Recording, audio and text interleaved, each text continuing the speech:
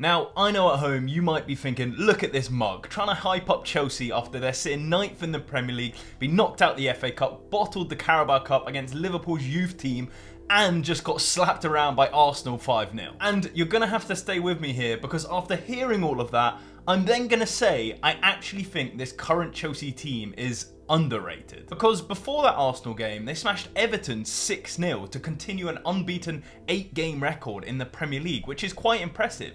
But it gets more impressive when you consider who they played. Newcastle, Man United, Man City, and you could include last night's Aston Villa game, where in the second half, it really shows what I'm talking about. In fact, if you just look recently, Chelsea's home form has been fantastic. At home, they haven't lost to Arsenal, Man City, or Liverpool, and you add in the fact that most of their losses came at the very start of the season, where they had just acquired a load of new players trying to gel into the team under a new manager. So with Spurs, West Ham and Bournemouth, they could start to bring that kind of aura back to Stamford Bridge like it was in the Mourinho days. But yes, ultimately they're still 9th in the Premier League because it's the entire season that matters, not just the most recent games or the 2024 games. Outside of the Premier League, Chelsea are the only team to reach both semi-finals of the domestic cups, and realistically, Chelsea could have been in the FA Cup final. There were just some really dodgy decisions in that game. And I think it's this cup form that shows us this team can be good, they just lack that consistency. And that's exactly what we've just seen. Smashing Everton 6-0, then getting smashed by Arsenal 5-0. You know, that's not a consistent team. At the moment, I've probably not convinced you, but let's just start with their recent form and that lack of consistency being the core issues. Then when you add in the next factors, you'll see more what I mean. So, in 2022, Ted Boehly took over Chelsea 1 year after they had just won the Champions League. He put his money to work immediately. Over the past 2 seasons, he spent over £1 billion, and we know it hasn't had the desired effect yet. Looking at Chelsea's Champions League final team and comparing it to the semi-final team that just lost to Man City, there's some key differences, right? Like the Champions League squad were averaging 27.5 years old, whereas the Chelsea squad now are 24.8 years old, which is completely different because it's mostly held up by Thiago Silva, who isn't really a starting player anymore for Chelsea. In short, what I'm trying to say is that Chelsea's team wasn't built for this season. They're buying some of the best up-and-coming youngsters that are able to play in the Premier League right now, but they're expected to develop over time, and that's why they've signed them to these ridiculously long contracts. And even better than that, it's not just good young players, it's good young players across the entire team with depth everywhere, as you can see here. Most of the positions look in great shape for the next few years, and the graphic doesn't even show it all. In the fullback position, Maatsen is out on loan currently, and he's just reached the Champions League semi-final with Borussia Dortmund and been fantastic for them. That means he'll either be set for a hefty price tag and to be sold, or to be brought in alongside Chilwell and Cucurella. At right back, club captain Reece James has missed 60 games in the last 2 seasons. Now, if they can keep him fit, what a bonus that would be for the season, and I know it's pretty unlikely.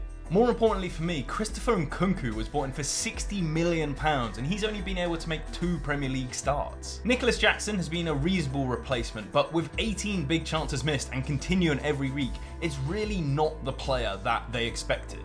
Nkunku was ridiculous for Leipzig. He got so many goals, so many assists, and he blended the whole team together, and that's almost what Chelsea are missing.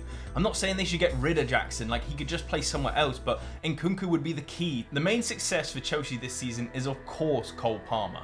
He's been sitting next to Erling Haaland in the Golden Boot race, and let's hope it continues for them. Best part for Chelsea fans being he's only 21, so he should get better, and he's signed to Chelsea till 2030. So yes, this season the team hasn't been playing to its full potential, but I don't think it was planned to. Look at their most expensive signings: Caicedo, Mudryk, Enzo Fernandez. They're so young, not one of them is over 24 years old. That just shows how they're not building for this season, they're building for the next 5 to 10 years at Chelsea. But if they want to compete for the Premier League, they're going to need more than a little run of form or a little bit more consistency or some better injury luck, and this is where the final point comes in. At the end of the day, all of that's great, but you need a little bit more. You need a spark, you need a catalyst to really get that true change where you go from this mid-table team to this team fighting for the Premier League, or at least to start the top 4. And that catalyst for me is whether they stick or twist with Mauricio Pochettino as their manager. Now, I have a very strong view on Pochettino, so let me know in the comments what you think, but I'm not a Chelsea fan, but I've just never liked Mauricio Pochettino, even before he joined Chelsea. And when he's had the best players in the world at his disposal, he always kind of struggles to finish the job. He never gets it over the line. Like Tottenham, yes, he didn't have all of the best players in the world then. I was thinking more when he was at PSG. But at Tottenham, still Champions League final, and they didn't really try a leg. They didn't really have a chance at Liverpool. An early goal and they're defeated. You know, a more better manager would have made better changes that enabled them to at least have a little bit of a spark in the game. Further evidence, just look at the PSG squad that he had, and he didn't get them anywhere close to winning the Champions League. Now, I'm not saying it's easy to manage Neymar, Mbappe, Messi all together in one squad, but it wasn't just a front three. The whole team was pretty stacked. You just needed to show some management, some leadership skills, and that's where he lacks for me. But you have to be fair at the same time. He got Spurs to a Champions League final. He's got massive jobs at Chelsea, PSG. You don't get that through luck. He is really, really talented at developing young players, and that is what Chelsea need essentially. At Espanyol, he turned Jose Callejon into a player wanted by Real Madrid. At Southampton, he made stars out of Ricky Lambert, Adam Lallana, Dejan Lovren, Luke Shaw, and Callum Chambers. At Spurs, he really got the best out of some of their players: Dele Alli, Trippier, Son, Eric Dyer. It was sensational to see the growth in some of these players. It was under Pochettino where Harry Kane broke into the Tottenham team and then became one of the best number 9s to ever play football. But back to Chelsea, it's clear Pochettino hasn't built a cohesive squad yet, but he did have a task given how many players were out and how many players were in this summer. It's hard to know though whether, with his management skills, he really can bring them together, or whether it's time to switch now. But at the end of the day, if you're switching managers now, you almost reset, you lose all of that progress, all of that good form that you've brought in. So it is difficult just to say, right, he's not good enough. And then if he's not good enough, who do you bring in? Like, look at the struggles Liverpool have gone through. They've gone to the Eredivisie to get their manager. Like, where else would you go? There's no real top talent that are looking to come to the Premier League.